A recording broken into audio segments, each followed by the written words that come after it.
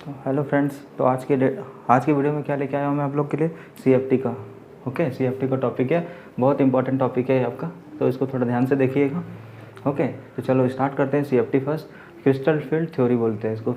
Okay, मतलब full form इसका। तो सबसे पहले इसको किसने डेवलप किया था? ब्रेथ एंड वान लेक ने सबसे पहले इन्होंने इसके बारे में डिस्कवर किया था। ठीक है, तो एक्चुअली होता क्या है, मतलब CFT इन्होंने आयोनिक जो क्रिस्टल होता है ना, आयोनिक क्रिस्टल पे इसने क्या किया था? रिसर्च किया था। ठीक है, उसके बेस पे बनाया, इसलिए इसको क्या बोल रहे हैं? Crystal field theory.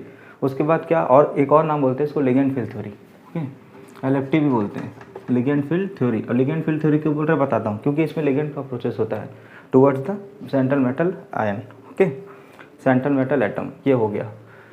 ओके, ये करीब 1930 to 1929 के करीब इन्होंने डिस्कवर किया था इसके बारे में। ठीक है, ये तो रहा इसको इंट्रोडक्शन, जैसा भी हो जाएगा। तो CFT एक्चुअली में आया क्यों, मतलब उन्होंने डेवलप क्यों किया? तो किसी भी मॉलिक्यूल का ये क्या हो जाता है, देखो कलर डिफाइन करेगा।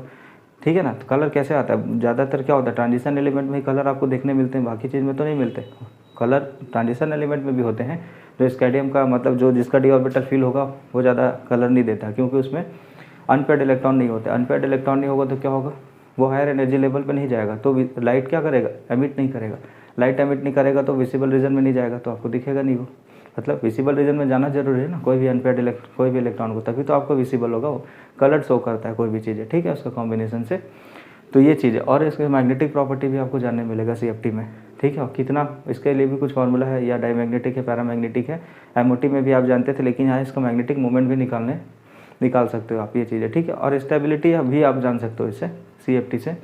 तो उसके ये सब तो हो गया इंट्रोडक्शन। चलो मेन टॉपिक में चलते हैं। आप लोग को ये चीज़ तो पता है कि जो डी ऑर्बिटल है, जो एटॉमिक स्ट्रक्चर में मैंने बताया था, उसका शेप के बारे में। ठीक है, तो ये 5 ऑर्बिटल होते हैं इसमें, किस में? डी में, डी ऑर्बिटल में। ठीक है, ये वाला चीज़ आप लोग को पता है, लेकिन ये बहुत इंपॉर्टेंट है CFT को समझने के लिए। ठीक है, तो यहाँ पे देखो, एक एक जो ऑर्बिटल है ना, उसका नाम होता है DXY, DYZ, DXZ, D², DX² minus Y² and DZ²। ये क्या होते हैं? ऑर्बिटल के नाम होते हैं। अब उसका शेप देखो कैसा होता है। ये है आपका DXY का शेप, तो ये हो गया आपका X एक्सिस, ये हो गया आपका Y एक्सिस। ओके, तो अब देखो इनमें जो लोब्स है, लोब्स क्या रिप्रेजेंट करता है? यहाँ पे इलेक्ट्रॉन का डेंसिटी ज़्यादा होता है। ठीक है, ये मतलब बोल रहा है। और बीच में यहाँ पे इलेक्ट्रॉन, ये इसको बोलते हैं नोडल प्लेन। नोडल प्लेन का मतलब होता है जहाँ पे इलेक्ट्रॉन पाए जाने की संभावना बहुत कम होती है। ठीक है, the probability of finding the electron is very less मतलब जीरो के हिसाब, जीरो भी बोल सकते हो, मिलता नहीं है यहाँ इलेक्ट्रॉन। ओके, तो मिलेगा आपको इलेक्ट्रॉन, ये लोब्स में ही मिलने वाला है आपको। तो ये लोब्स कैसे बना, देखो ये X एक्सिस है, ये Y एक्सिस है, इन दोनों का। तो जो लोब्स है बिटवीन दी एक्सिस है यहाँ पे, मतलब एक एक्सिस यहाँ से जा रहा है, एक एक्सिस यहाँ पे जा रहा है। ओके, तो ये जो लोब्स बना हुआ है बिटवीन द एक्सिस है, इधर भी देखो इधर भी देखो, सेम बिटवीन द एक्सिस है, मतलब एक्सिस के बीच में आ रहा है ये। यदि मान लो यहाँ पे कोई लिगेंड होगा, चलो ये वाला चीज़ मैं बताऊँगा बाद में।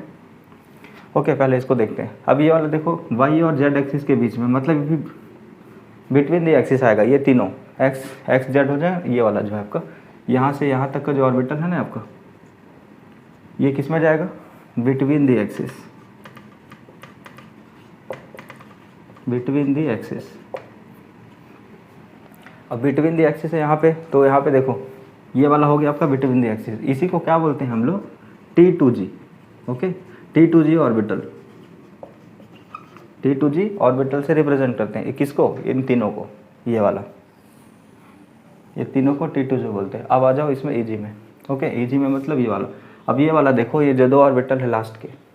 ओके, तो इसमें देखो क्या होगा, DX² माइनस Y² आ रहा है। इसका मतलब ये देखो, ये जो एक्सिस है Y एक्सिस और Z एक्सिस, इन दोनों में ही क्या हो जा रहा है? उसका लोब जा रहा है।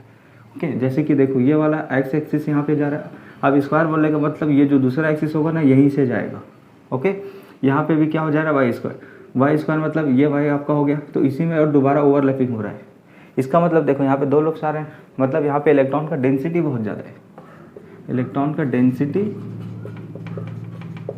Is very high. इलेक्ट्रॉन का डेंसिटी यहाँ पे बहुत ज़्यादा है, तो अब इलेक्ट्रॉन का डेंसिटी ज़्यादा होगा तो क्या होगा? रिपल्सन ज़्यादा होगा दोनों इलेक्ट्रॉनों के बीच में। अब रिपल्सन ज़्यादा होगा तो क्या होगा? एनर्जी हाई हो जाएगी इसकी। तो याद रखना, greater the energy, greater the repulsion, greater the energy. Repulsion होगा तो क्या हो जाएगा? एनर्जी इसका बहुत ज़्यादा ग्रेट होगा, मतलब हाई होगा, कहने का मतलब एनर्जी हाई होगा। जितना ज़्यादा अट्रैक्शन होगा, सॉरी अट्रैक्शन बोलता हूँ, रिपल्सन होगा, उसकी एनर्जी उतनी ही ज़्यादा होगी। ओके, एक चीज़ याद रखना यहाँ से। अब ये मतलब आप क्या समझे यहाँ पे, ये क्या हो रहा है यहाँ पे देखो, ये अलोंग द एक्स, ये क्या हो रहा है अलोंग द एक्सिस, याद रखना अलोंग द एक्सिस होगा तो उसका एनर्जी क्या हो जाएगा, हाई होगा, और बिटवीन द एक्सिस होगा तो उसका एनर्जी लेस होगा, याद रखना, ठीक है। यहाँ पे एनर्जी लेस होगा, एनर्जी लेस होगा, ये वाला। अब आगे बढ़ते हैं। ओके, फिर से बता रहा हूँ इसको, यहाँ पे डी एक्स हो गया 3 ऑर्बिटल, और यहाँ पे 2 ऑर्बिटल है आपका, मतलब इसमें डिफरेंस आ रहा है। देखो एनर्जी स्प्लिटिंग कभी भी CFT क्यों पढ़ रहे हैं हम लोग, इनके बीच में इंटरेक्शन हो रहा है ना भाई, कोऑर्डिनेशन केमिस्ट्री के बीच में। चलो उसको करके बताता हूँ अभी थोड़ी देर। ये 2 चीज़ याद रखना आप लोग अच्छे। देखो जब भी मान लो कोई भी एग्जांपल ले लो, जैसे कोऑर्डिनेशन केमिस्ट्री का, ओके, कोऑर्डिनेशन कंपाउंड का, मान लो यदि कोई यहाँ पे फिर से बना रहा हूँ वही वाला डी ऑर्बिटल, ओके, तो 1 2 3 4 5 हो गया। ओके, ये जो भी था डी ऑर्बिटल, ये वाला सेम चीज़ है। जब ये फ्री आयंस में रहेगा, जैसे कि मान लो आयरन है, जस्ट एग्जांपल दे रहा हूँ, इसको बाद में बताऊंगा मैं आप लोग को, ये वाला चीज़, ये 6 है और यहाँ पे 2 प्लस है, जैसे कि इस टाइप का है। ओके, इसका मतलब आप क्या समझ रहे हो कि जो आयरन से कितना सारा चीज़ जुड़ा है। देखो 6 का मतलब ऑक्टाहाइड्रल होगा यहाँ पे, ये वाला। ओके, तो यहाँ से H2O जुड़ा, ये न्यूट्रल एजेंट होता है, याद रखना आप लोग, मैं बताऊंगा आप लोगों को स्पेक्ट्रोकेमिकल सीरीज में। OH2 मतलब इस टाइप का इंटरेक्शन होता है डेफिनेटली, जो आपका क्रिस्टल फील्ड थ्योरी में पढ़ोगे तो क्या होता है इसमें। ये जो सेंट्रल मेटल एटम है, इसको क्या बोलेंगे आप लोग, सेंट्रल मेटल एटम, ये यहाँ पे जो लिखा है इसको, okay, central metal atom. Okay, और ये जो जुड़ा है इसको बोलते हैं लिगेंड, ये आपका लिगेंड हो गया, ये आपका इसका चार्ज हो गया, ठीक है। ये यहाँ पे इसका आप देखो, बताऊंगा मैं आप लोगों को जब ऑक्सीडेशन नंबर कैसे निकालते क्या करते हैं, तो यहाँ पे इसका चार्ज होगा, तो यहाँ पे क्या होगा, इसका 2 प्लस है मान लो, जस्ट समझाने के लिए बता रहा हूँ, 2 प्लस ही आएगा उसका हालांकि। तो यहाँ पे देखो, यहाँ पॉजिटिव होगा, यहाँ पे न्यूट्रल है, तो यहाँ पे जो इलेक्ट्रॉन का डेंसिटी, यहाँ पे इलेक्ट्रॉन है कि नहीं, जिसमें माइनस चार्ज होता है। ओके, तो ये क्या करता है, यहाँ पे माइनस हो गया, यहाँ पे प्लस है, तो इसके बीच में जो होता है ना इलेक्ट्रोस्टैटिक फोर्स होता है, अट्रैक्शन होगा। ओके, मतलब इसमें कोवेलेंट बॉन्ड नहीं बनता है। Okay, don't be confuse. जो कोऑर्डिनेशन केमिस्ट्री में जितना भी होगा आपका कॉम्प्लेक्स होगा, कॉम्प्लेक्स फॉर्म्ड होगा, उसमें इलेक्ट्रोस्टैटिक इंटरेक्शन बहुत ज़्यादा होता है। क्यों होता है, क्योंकि यहाँ पे देखो ना, या तो लोन पेयर होगा या तो इलेक्ट्रॉन वाला, जैसे फ्लोरो क्लोरो ब्रोमो हाइड्रो, ये सब होगा, तो क्या होगा, नेगेटिव चार्ज है ना वो, तो ये नेगेटिव चार्ज और सेंट्रल मेटल एटम पे क्या होता है, पॉजिटिव चार्ज होता है। और पॉजिटिव चार्ज होगा तो क्या होगा, इन दोनों के बीच में इंटरेक्शन होगा। अब इंटरेक्शन किस पे डिपेंड करेगा, मतलब किससे भी डिपेंड, मान लो यहाँ पे स्ट्रॉन्ग लिगेंड होगा, स्ट्रॉन्ग लिगेंड, विंग लिगेंड, बहुत सारी चीज़ें होती है, जस्ट आपको आगे मैं बताता हूँ। ओके, यदि बहुत ज़्यादा माइनस होगा, मान लो स्ट्रॉन्ग है बहुत ज़्यादा, तो इसके बीच में ज़्यादा अट्रैक्शन होगा, ठीक है। यदि वीक लिगेंड होगा, जैसे कि वीक लिगेंड ये है न्यूट्रल लिगेंड, तो इन दोनों का अट्रैक्शन होगा लेकिन कम हो गया as compare to strong ligand, ठीक है। तो क्या हो जाएगा, complex is nothing but the attraction force between the metal atom, central metal ion and ligand, इसके बीच में अट्रैक्शन फोर्स होता है और कुछ नहीं होता है। ओके, ये चीज़ होता है।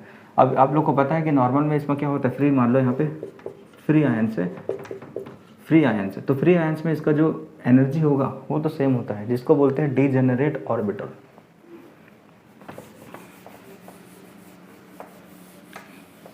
इसको क्या बोलेंगे आप लोग, degenerate D orbital, degenerate D orbital. Okay, बाकी नाम तो बता दिया मैं। अब क्या होगा देखो इसमें, ठीक है, ये नॉर्मली है, यदि फ्री एटम्स है, यदि कुछ लिगेंड नहीं जुड़ा होगा तो, बट यदि लिगेंड मान लो इसमें से अप्रोच कर रहा है, इसमें जैसे 2 प्लस हो गया, और अब डिपेंड करेगा कि 6 लिगेंड है कि क्या बोलते हैं 4 लिगेंड अप्रोच कर रहा है कि 6 लिगेंड अप्रोच कर रहा है, ये ठीक है। यहाँ मैं लिगेंड ही लिख दे रहा हूँ, मान लो यहाँ लिगेंड है, यहाँ लिगेंड है, इधर भी लिगेंड और इधर भी लिगेंड है। ओके, 6 जगह से अप्रोच कर रहा है इसका, तो बहुत ज़्यादा अट्रैक्शन होगा इसके बीच में।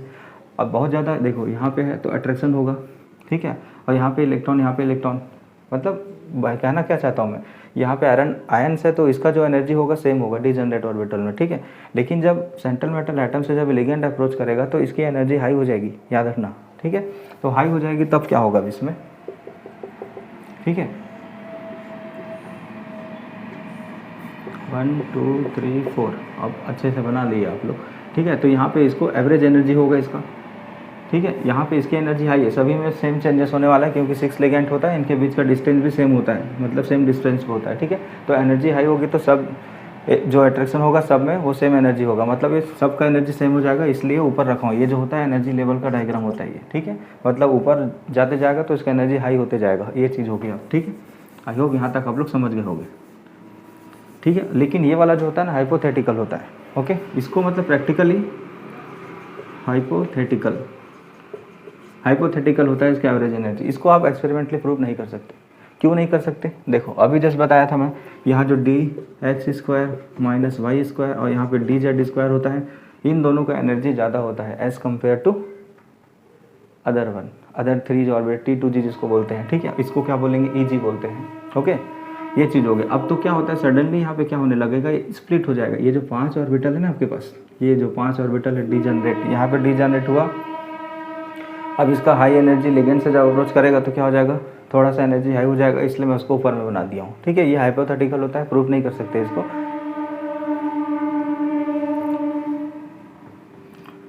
देखो अब जैसे इसका एनर्जी यहाँ पे हाई हुआ तो ये जो है आपका डी ऑर्बिटल मतलब डी एक्स स्क्वायर, ये स्प्लिट हो जाएगा 2 ऑर्बिटल और 3 ऑर्बिटल में, मतलब ट्रिपली डीजेनरेट ऑर्बिटल और डबली डीजेनरेट ऑर्बिटल। अब देखो कैसा होता है।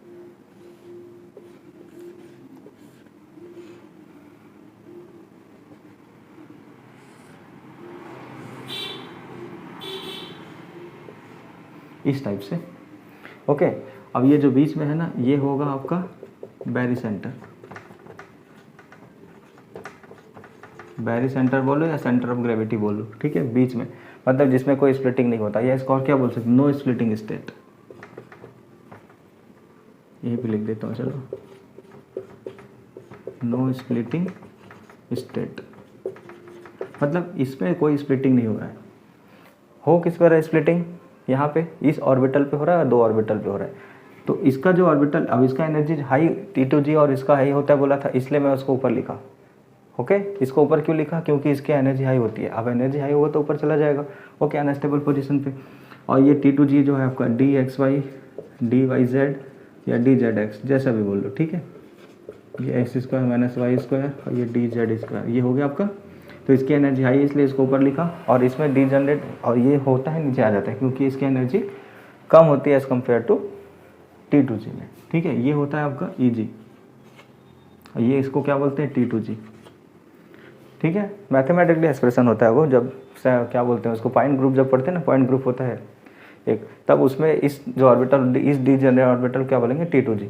तो ये क्या होगा आपका, यहाँ पे 3 है इसलिए ट्रिपलेट या ट्रिपली डीजनरेट ऑर्बिटल बोल लो, ट्रिपली डीजनरेट ऑर्बिटल, ओके। अब इसको क्या बोलोगे, doubly degenerate orbital, doubly degenerate orbital, okay. अब देखो ये चीज़ तो आप समझ गए कैसा स्प्लिटिंग होता है इसमें, ओके। यहाँ पे फ्री आयंस है तो इस टाइप का होगा, यदि कोई लिगेंड अप्रोच कर रहा है तो इसकी एनर्जी हाई हो जाएगी, तो ऊपर में ये चेंज हो जाएगा, मतलब ऊपर की ओर रखोगे एनर्जी हाई होगी। तो अब ये एनर्जी हाइपोथेटिकल इसलिए बोल रहा हूँ क्योंकि जैसे अब इसको ऊपर करोगे मतलब एनर्जी, यहाँ से एनर्जी मिलेगा, फट से ये स्प्लिट हो जाएगा 2 चीज़ों में, तो आप इसको नहीं बना पाओगे कैसे भी, मतलब एक्सपेरिमेंटली आप इसको प्रूव नहीं कर पाओगे, थ्योरेटिकली कर सकते हो, इसलिए इसका हाइपोथेटिकल बोल रहे हैं, ठीक है। ये चीज़ है, अब ये 2 चीज़ों में स्प्लिट हो जाएगा, ठीक है। और DXY DX ये जो होगा T2G, अब T2G ही बोलूँगा मैं ज़्यादातर, ओके। T2G हो गया और EG हो गया। तो ये किस केस में होता है, ये जो बताया ना मैं आप लोग को, ये होता है ऑक्टाहेड्रल स्प्लिटिंग बोलते हैं इसको, स्प्लिटिंग ऑफ ऑक्टाहेड्रल कॉम्प्लेक्स,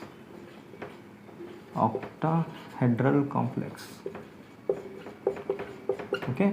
मतलब ऑक्टाहेड्रल में किस टाइप का स्प्लिटिंग होगा, इसमें T2G नीचे होता है और EG ऊपर में होता है, ओके। तो ये वाला आपके लिए बहुत इंपॉर्टेंट है, तो आप इसको अच्छे से याद रखिएगा कैसे स्प्लिटिंग हो रहा है कैसे नहीं हो रहा है। तो हम देखो किसका देखते हैं, स्प्लिटिंग एनर्जी मतलब स्प्लिटिंग ऑफ टेट्राहेड्रल कॉम्प्लेक्स। अभी क्या देखा था आपने, ऑक्टाहेड्रल कॉम्प्लेक्स के लिए देखा था, ओके। अब इसमें देखिए क्या होगा, तो ऑक्टाहेड्रल जो टेट्राहेड्रल है ना, उसको मैंने इस टाइप से बना दिया है आपके लिए, ओके, ताकि आपको थोड़ा सहूलियत हो। ये वाला, ये जो एक जो होगा पीछे की ओर होगा टेट्राहेड्रल में, ओके। तो 3 दिखा के भी अपना काम बन जाएगा, कोई दिक्कत वाली बात नहीं है। तो इसको मैंने क्यूब में अरेंज किया सबसे पहली बात। ओके, तो आप क्यूब तो बनाना जानते हो, क्यूब बनाइएगा। ओके, उसमें क्या होगा, ये बीच में जो है आपका सेंट्रल मेटल एटम है, सेंट्रल मेटल एटम ऐसे बनाते हैं ना हम लोग, इस टाइप से, ये वाला, ये भी लिगेंड है, लिगेंड है, लिगेंड है और लिगेंड है।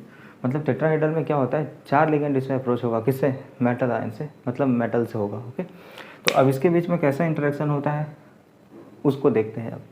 तो ये मेटल हो गया आपका, ये आपका देखो यहाँ पे लिगेंड 1 लिखा हूँ, लिगेंड 2, लिगेंड 4 और लिगेंड 3 और लिगेंड 4, जो 4 मेटल, जो 4 लिगेंड है ना, वो मेटल से अप्रोच कर रहे हैं, वो वाला समझाने की कोशिश कर रहा हूँ मैं आपको। तो अब क्या होगा, देखो यहाँ पे एक एक्सिस है, एक्स एक्सिस, ये वाई एक्सिस और ये जेड एक्सिस। ओके, अब देखते हैं क्या होता है।